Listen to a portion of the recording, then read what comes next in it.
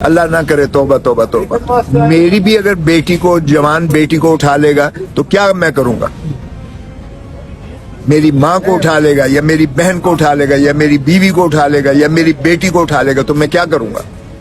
میں لعنت بھیجوں گا ایسی سیاست پر. اور یہ تو نہیں کہوں گا کہ اس ایسے ملک پر بھی، لیکن یہ جو ہے حرکتیں ہو رہی ہیں. کسی نے مجھ سے پوچھا کہ آرمی چیف کو آپ کیسے رینک کرتے ہیں ضیاء الحق سے؟ میں نے کہا یہ وسیم اکرم پلس ہے. یہ تو اس کے دور میں بھی نہیں ہوا تھا بھائی کہ چادر اور چار دیواری کو اس طرح سے پامال کر کے آپ جو ہے اس طرح سے بے حرمتی کرتے ہو.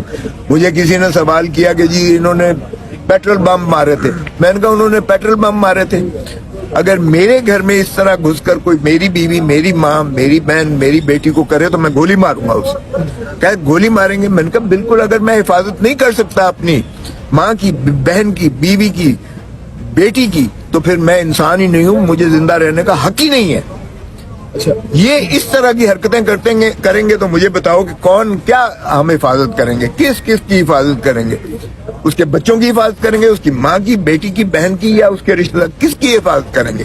اور یار خدا کا خوف کرو، ڈرو اس دن سے، عوام کے غیظ و غضب سے ڈرو، اور ڈرو اس دن سے جب بنگلہ دیش کی طرح تمہیں جو ہے نکال کے، جو ایوان صدر سے اور وزیر اعظم ہاؤس سے نکال کے تمہیں لوگ جو ہے بھاگ جاؤ گے تم، اور تمہیں کوئی ملک جو ہے پناہ نہیں دے گا.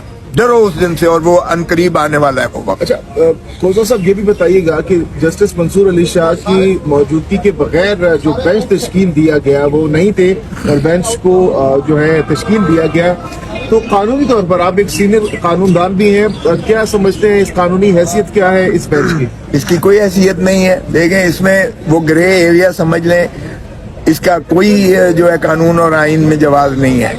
3 بندوں نے جو ہے یہ کرنا ہے. منصور علی شاہ صاحب اگر اس میں شامل نہیں ہوتے تو وہ 3 رکنی نہیں ہے. یعنی اگر آرڈیننس کو بھی دیکھیں تو چیف جسٹس، سینئر پیونی جج یعنی منصور علی شاہ صاحب، اور تیسرا